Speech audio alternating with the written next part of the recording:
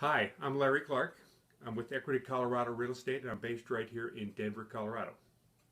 My subject today is how to sell inherited property. And I have 10 suggestions, 10 steps, if you will, to a successful sale of an inherited property. Now, before I go into the 10 steps, I want to address the subject of personal representative or executor of the will. To successfully process or sell the property after a death of a loved one or a dear friend, the personal representative or executor has to be appointed legally to carry on most of the tasks. And if the person does not have that document, I strongly recommend that you get that right away. In addition, I'm going to give you the 10 steps.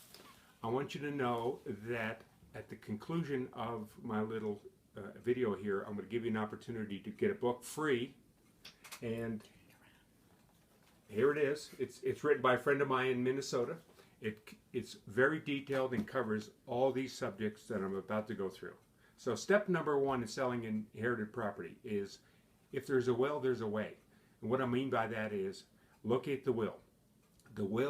If a will exists, it's an easy probate process and probably very low cost. If a will does not exist, the process can become highly complicated and very costly. Number two, identify home liabilities. Contact the county. Mortgages, mechanics liens, home equity lines of credit are liabilities. Other liabilities that may not be readily apparent could be IRS liens. You need to know all the liabilities before there can be any distribution of funds after the sale. Number three, collecting home documents related to the property, such as permits, if there was construction or improvements made. How about a well inspection or a septic inspection? How about a radon test or even surveys? These are all relevant documents and helpful in the sale of the property. Number four, siblings and stuff. I know from personal experience that even the most wonderful families can descend into vicious conflict when it comes to distribution of the material things. We have some suggestions in this book, such as using colored dots to identify items and assignments to various siblings or family members, and or actually holding an internal auction, because a lot of conflict occurs over valuable items.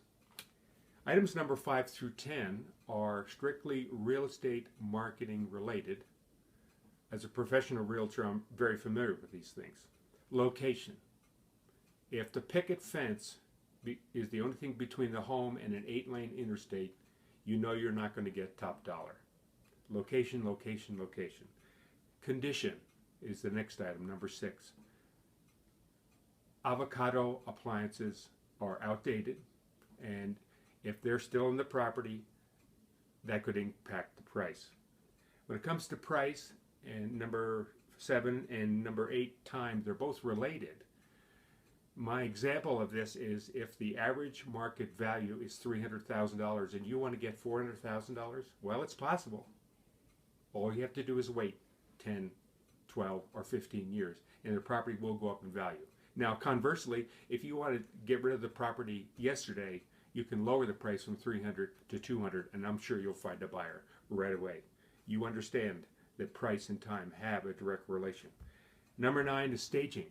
Statistically, in the industry, we know that staging can add $3,000, $4,000 to the price of a home. We highly recommend that, especially when the house is empty. And lastly, but not least important, is marketing. Virtual tours and professional photography are highly recommended because over 80% of all home buyers are starting their search online. Now, that concludes my 10 steps to selling inherited property. If you're interested and you live in the Denver market area, here's the book. It's yours. All you have to do is contact me and I'll deliver it. Larry Clark, 303-521-7188. Email larryc5213@comcast.net.